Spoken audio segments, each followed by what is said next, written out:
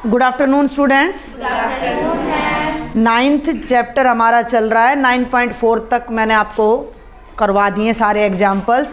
अब हमारी last exercise है 9.5, थोड़ी अलग है।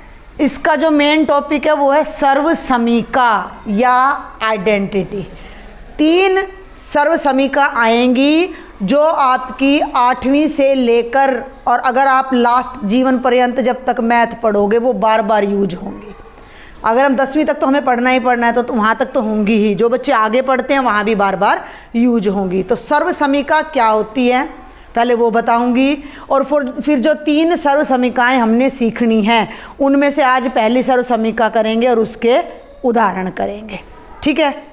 एक छोटी सी मैं द्विपद की द्विपद से गुणा लेती हूँ पहले, फिर मैं आपको बताती हूँ। देखो मान लो मैंने ले लिया x जमा 3 ब्रैकेट x जमा 5, ठीक है, गुणा कर दी। x को x से मैं डायरेक्ट कर दूँ, अब तो हमने कई सवाल कर लिए। x को x से करो x की पावर 2, x को 5 से करो 5x जमा 3x जमा 15, और समान पदों को हम जोड़ देते हैं तो ये बन गया x की 2 जमा 8x जमा 15। अब ध्यान देना कि x जमा 3 और x जमा 5 का जो गुणनफल आया वो ये आया है x की 2 जमा 8x जमा 15। ये परिणाम एक सर्वसमीका है। क्यों है? सर्वसमीका क्या होता है कि एक ऐसा फॉर्मूला, एक ऐसी आइडेंटिटी बोलते हैं वैसे इसको इंग्लिश में, फॉर्मूला भी बोल देते हैं बेटा। फॉर्मूला का मतलब है कि भाई यहाँ तो 3 हो गया, यहाँ 5, अब x की जगह तुम कुछ भी रख लो। x की जगह मैंने 10 रख लिया, ध्यान से सुनना मेरी बात को। अब मैं x की जगह यहाँ 10 रखूँ, इसमें ध्यान से देखना, 10 जमा 3 आ गया पहली ब्रैकेट में, 10 जमा 5 आ गया दूसरी ब्रैकेट में, 10 और 3 13 और 10 और 5 15, 3 45, 15 एकम 15 और 4 19, उत्तर आ गया 195। लेकिन यही गुणनफल इसके बराबर आ रहा है। ध्यान, ये देखो जब है ना ऐसे हम करते हैं तो ये तो लेफ्ट हैंड साइड है, बाईं तरफ, ये राइट हैंड साइड है दाईं तरफ। ये मैंने लेफ्ट हैंड साइड में वैल्यू रखी तो मेरा उत्तर आया 195। अब मैं राइट हैंड साइड में भी x का मान रखती हूँ, क्या 10 रख के देखती हूँ। यहाँ x की घात 2 है तो ये हो जाएगा 10 की घात 2, 8 के ब्रैकेट में 10 जमा 15, 10 की घात 2 का मतलब कितना आएगा? 10 गुणा 10 यानी कि 100 जमा 8 ढाई 80 जमा 15, 100 और 80 180, 180 में 15 जोड़ोगे तो 195। लेफ्ट हैंड साइड में 10 रखा तो भी उत्तर 195, राइट हैंड साइड में 10 रखा तो भी उत्तर 195, दोनों उत्तर बराबर हैं। और हमने पहले ही देखा है कि ये मान इसके बराबर है। ठीक है। अब तुम x की जगह चाहे 10 रख लो चाहे 10,000 रख लो, आप इस तरीके से भी उत्तर निकाल सकते हो और इस तरीके से भी। तो जब इस तरह से कोई गुणनफल डायरेक्ट इसके बराबर हो जाए, अब हम ना क्या करेंगे, अब हम इसको गुणा करने की बजाय इस फॉर्मूले को डायरेक्ट यूज कर सकते हैं। अब मैं आपको कह दूं भाई x जमा 3 और x जमा 5 का मान निकालो जब x 12 है, तो मैं इसमें ना रख के इसमें रख लूं तो भी मैं ठीक कर रही हूँ। भाई मैं यहाँ 12 रख लूँ, 12 का वर्ग जमा 12 8 96 जमा 15 उत्तर आ जाएगा। यानी इससे भी वही उत्तर आएगा जो इससे। तो ये जो एक एक्सप्रेशन आया है ये सर्वसमीका है आपकी। अभी शुरुआत है, थोड़ी आपको दिक्कत होएगी समझने में। अभी हम 1-2 सवाल और करेंगे, एक सर्वसमीका और सीखेंगे, उस पर आधारित प्रश्न करेंगे, तब आपको धीरे धीरे और भी समझ आता चला जाएगा। है एक होता है हमारा समीकरण। है समीकरण में क्या होता है, मान लो मैं लिख दूं x की 2 जमा 8x जमा 15 बराबर 20 है, तो ये हर एक के लिए सत्य नहीं होएगा। अब तुम यहाँ सोचो कि भाई x की जगह 10 रख दूं तो भी 20 आएगा, x की जगह 12 रख दूं तो भी 20। नहीं, हर बार ऐसा नहीं होगा, कोई 2 ही उत्तर होंगे जो इसको संतुष्ट करेंगे। तो यहाँ तो समीकरण के तो 2 ही हल हैं, लेकिन जो ये है ना, इसका अर्थ क्या है कि x जमा 3 और x जमा 5 को आपस में गुणा करने की बजाय भाई x की जगह 1 रखो, x की जगह 1 रखो, इधर रखो, x की जगह 2 रखो, x की जगह 3 रखो, तो हर बार ये दोनों उत्तर बराबर ही आएंगे, तो वो सर्वसमीका कहलाती है। अभी पहले मैं आपको 3 मानक सर्वसमीकाएं, 3 मेन सर्वसमीकाएं हैं जो हर जगह यूज होती है, 3 फॉर्मूला हैं, 3 आइडेंटिटी हैं। अगर मैं सर्वसमीका की जगह वो आइडेंटिटी बोल रही हूँ तो हम इसी की बात कर रहे हैं। तो पहले मैं सबसे पहली सर्वसमीका आपको या आइडेंटिटी आपको बताती हूँ, समझाने की कोशिश करती हूँ और उस पर आधारित 1-2 सवाल देखते हैं, हो सकता है आपको धीरे धीरे समझ आए, क्योंकि देखो ये नई चीज़ है। इससे पहले मेरे ख्याल से 7th में आई है कि नहीं आया है? नहीं आया होगा, बिल्कुल नहीं आया होगा, तो ये आपको थोड़ा सा लगेगा मुश्किल, लेकिन असंभव कुछ भी नहीं है। कोई चीज़ मुश्किल हो ना तो उसकी क्या करो, प्रैक्टिस ज़्यादा कर लो, 2 की जगह 4 सवाल कर लो उनके, ठीक है। मानक सर्वसमीकाएं, मानक क्या है? मानक मात्रक पढ़ा है कभी साइंस में? क्यों नहीं पढ़ा होगा? वजन का, भार का मानक मात्रक क्या होता है? हाँ, किलोग्राम। पढ़ा तो सब कुछ है, याद नहीं है। लंबाई का मानक मात्रक क्या होता है? किलोमीटर, मीटर, सेंटीमीटर, ये होते हैं। FPS, MGS, और MGS तो होता है मीटर, ग्राम और सेकंड में, और दूसरा तीसरा मुझे भी याद नहीं आ रहा है कि FPS होता है फुट, पौंड और सेकंड में, कि भाई डिस्टेंस को फीट में नापते हैं, वजन को पौंड में नापते हैं, और सेकंड किसके लिए लेते हैं? टाइम के लिए। एक आपका सिस्टम आता होगा साइंस में MGS का, डिस्टेंस को मीटर में लेते हैं, वजन को ग्राम में लेते हैं, और टाइम की सबसे छोटी इकाई को सेकंड। और तो ये मानक मात्रक शब्द जो है ना, ये आपने साइंस में पढ़ रखा है। इसका मतलब क्या है? थोड़ा सा मैं पहले बोल दिया, इस एक्सरसाइज पे मैं टाइम लगाऊंगी। अब लंबाई नापनी है, मैं भी मीटर में नापूं। मानक का मतलब जो सब जगह चले, मैं भी उसी में नाप रही हूँ, आप भी उसी में नाप रहे हो। 2 किलोमीटर दूर हम किसी गांव में गए, वहाँ भी वैसे ही अब 2 किलो आलू है, किलोग्राम में 2 किलोग्राम है, मेरे हाथ में है, मैंने ले लिए, मैं लेके दिल्ली चली गई, दिल्ली तुलवाया तो भी वो कितने पाएंगे? 2 किलोग्राम। यानी कि जो चीज़ यहाँ हमारे गांव में मान्य है वो दिल्ली में भी मान्य है, और दिल्ली से मैं लंदन ले जाऊँ उन आलूओं को तो भी वो 2 किलोग्राम ही रहें। ऑल ओवर वर्ल्ड में, पूरे संसार में जो माना जाए वो मानक कहलाता है। समझ आ रही है मेरी बात?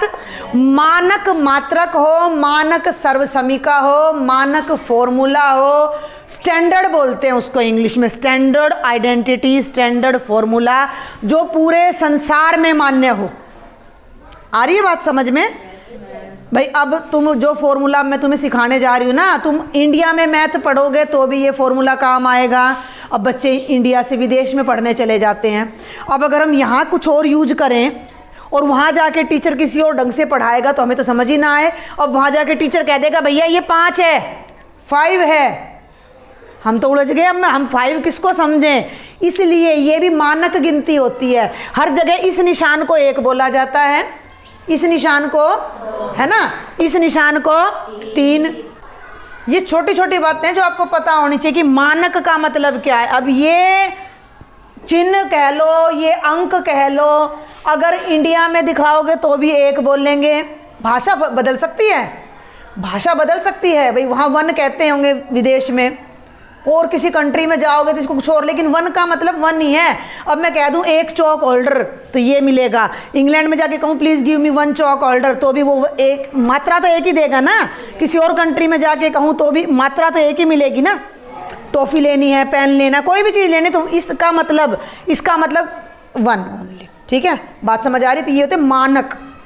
अब मैं आपको बताने जा रही हूँ मानक सर्वसमीका, यानी कि मैं पहला ऐसा फॉर्मूला बताने जा रही हूँ जो ऑल ओवर वर्ल्ड में, पूरे संसार में कहीं भी मैथ पढ़ोगे तो उस फॉर्मूले को उसी रूप में यूज किया जाता है।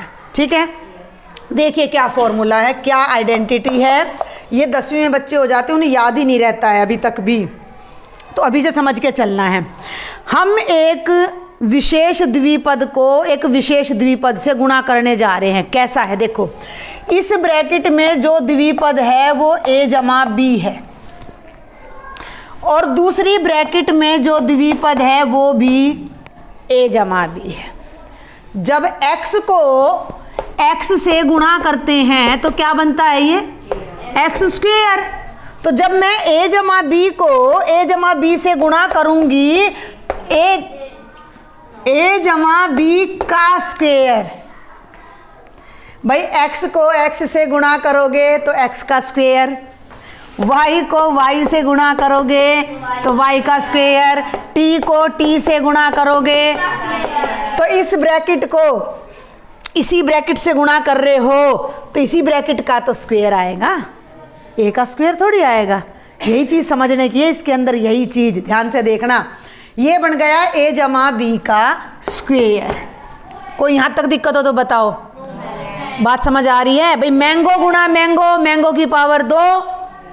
भाई अगर मैं इतना बड़ा लिखूं मैंगो गुणा मैंगो तो ये क्या बन जाएगा, मैंगो की पावर 2।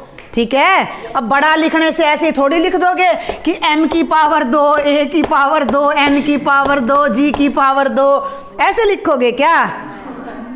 आगे बात समझ में, फर्क समझ में आ रहा है? चलूं आगे, बहुत आराम से समझना है, इस पे हम 2 दिन लगा सकते हैं, कोई दिक्कत नहीं है, लेकिन एक बार बेस स्ट्रोंग हो गया आगे तक परेशानी खत्म हो जाती है।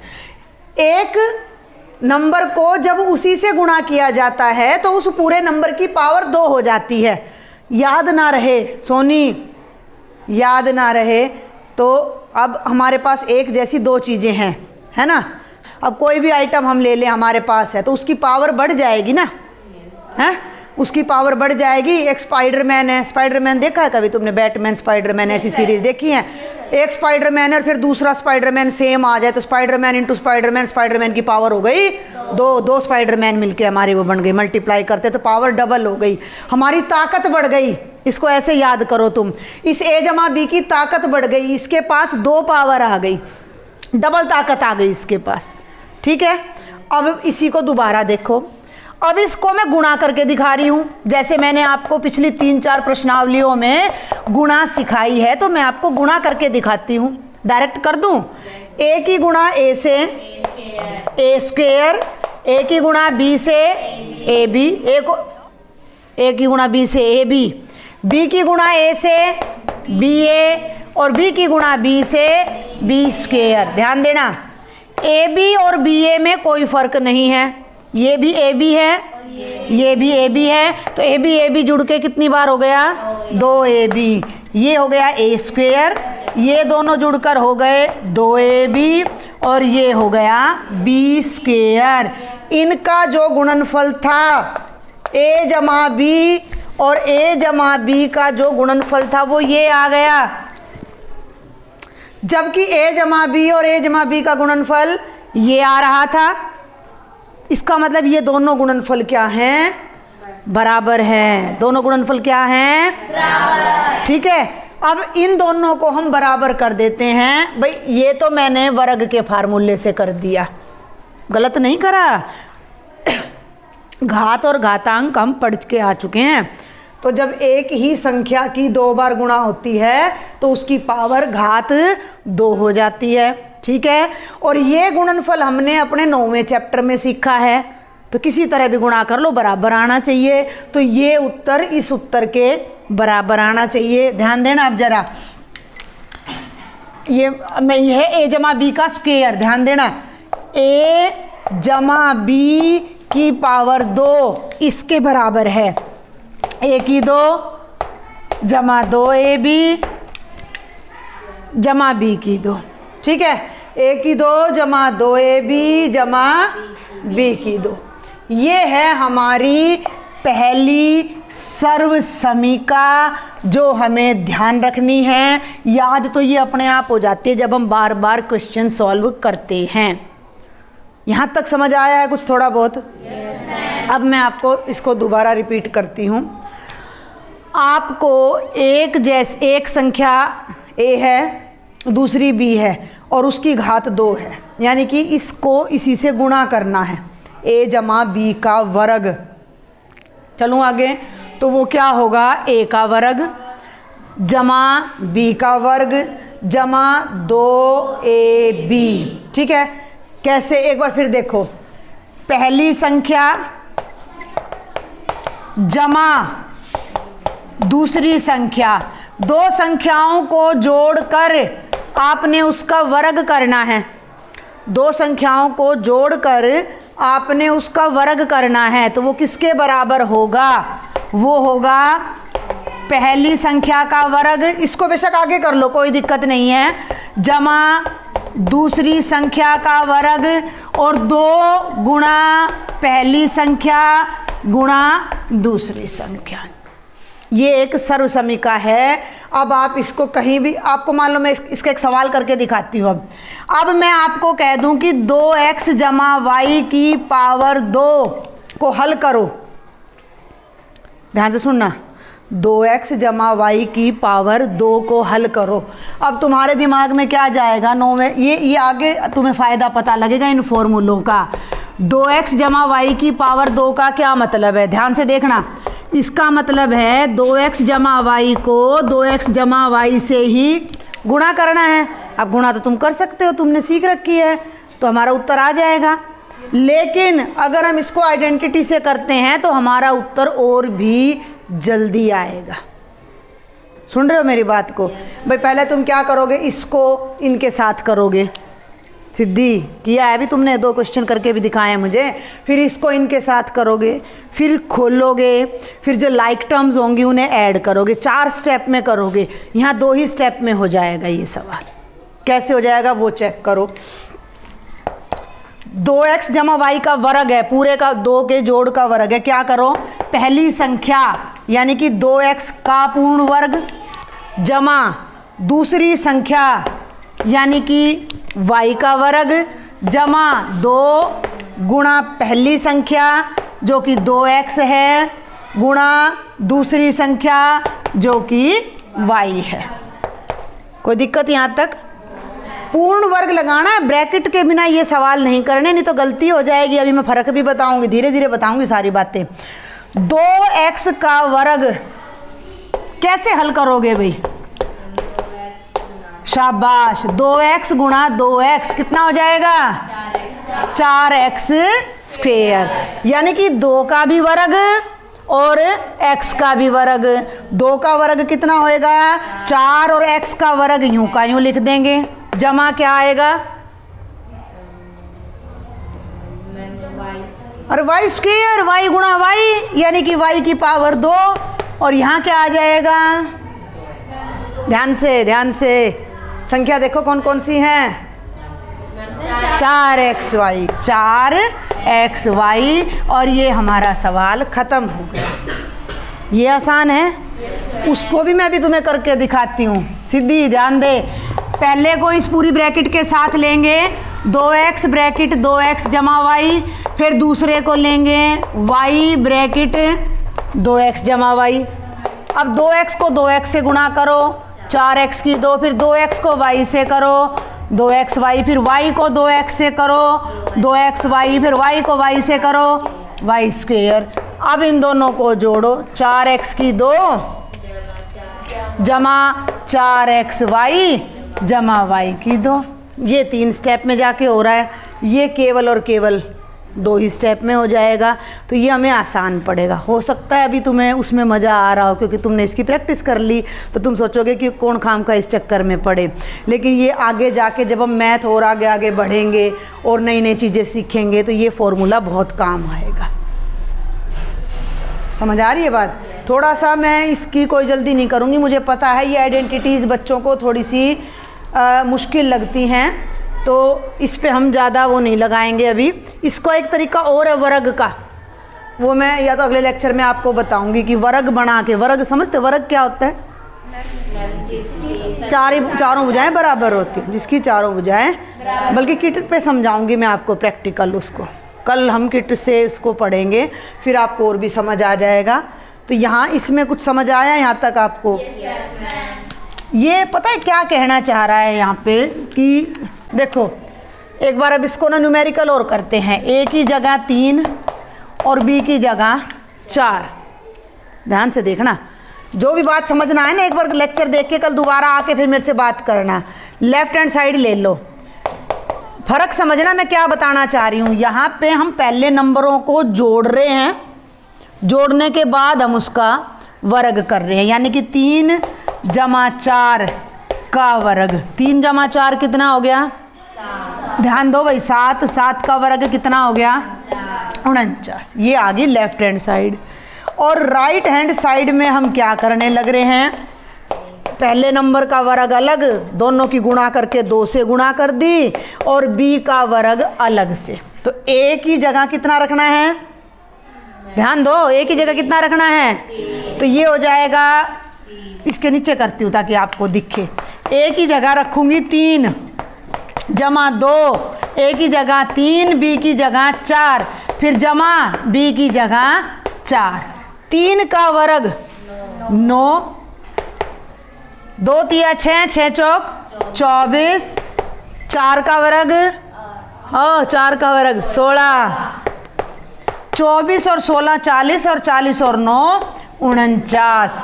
जब हमने इधर से हल किया तो भी उत्तर 49 आया, उधर से हल किया तो भी उत्तर 49 आया। इसका मतलब दोनों हिस्से बराबर हैं। ठीक है, तो ये तो है न्यूमेरिकल करके देखने का, लेकिन आपको न्यूमेरिकल नहीं मिलेंगे, आपको डायरेक्ट इनके प्रूफ मिलेंगे। अभी सवाल तो ज़्यादा नहीं कर पाओगे कि पहला सवाल मैं देख रही हूँ कि पहले सवाल में ये क्या कह रहा है कि निम्नलिखित गुणनफलों में से प्रत्येक को प्राप्त करने के लिए उचित सर्व समीका का उपयोग करो। अब इसने कहते गुणा नहीं करनी, सर्व समीका का प्रयोग करना। 2 ही सवाल निकल रहे हैं और मैं बता भी दूंगी। हम बात कर रहे हैं एक्सरसाइज 9.5, अभी एग्जाम्पल भी नहीं कराया मैंने कोई भी, का पहले सवाल का पहला भाग। ध्यान देना भाई, ये कह रहा है x जमा 3 ब्रैकेट x जमा 3 स्क्वेयर। ये है ना भाई, x जमा 3 पहली ब्रैकेट में है, दूसरी ब्रैकेट में भी x जमा 3 है, तो ये बन गया x जमा 3 की पावर 2। और इसको हल करने के लिए हम इसी का प्रयोग करेंगे। देखो ये जब ब्रैकेट खुलती है, तुम ये भी ध्यान रखना, दो रकम है अंदर और उनकी पावर कितनी है? 2 है।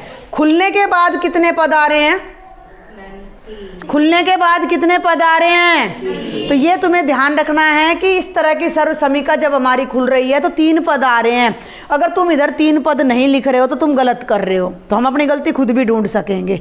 ठीक है, पहले पद में क्या आएगा? पहली संख्या का वर्ग जमा दूसरी संख्या का वर्ग। इस तरह याद कर लिया करो, आसान रहेगा भाई। ए की 2 जमा बी की 2 जमा 2ab, या तो ऐसे याद करो, नहीं तो पहली संख्या का वर्ग जमा दूसरी संख्या का वर्ग जमा 2 गुणा पहली संख्या गुणा x का वर्ग करोगे तो x का वर्ग ही आएगा, 3 का वर्ग करोगे तो 9 आएगा, और 2 तिया 6x आएगा, और ये आपका आंसर आ जाएगा। ठीक है, समझ आ रही है मेरी बात? 2 सवाल मैंने कराए हैं और मैं इस तरह के 5 सवाल आपको दे रही हूँ जो आप घर से प्रैक्टिस करके लाओगे।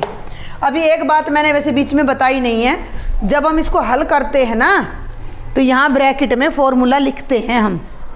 जैसे ये सवाल हल करूँगी तो अब मैं इस फॉर्मूले को यहाँ लिखूँगी। मैंने तो इसलिए नहीं लिखा क्योंकि मेरे बोर्ड पे लिखा पड़ा है पहले से। ठीक है भाई, मैं यहाँ लिखूँगी a जमा बी का वर्ग बराबर है a की 2 जमा बी की 2 जमा 2ab।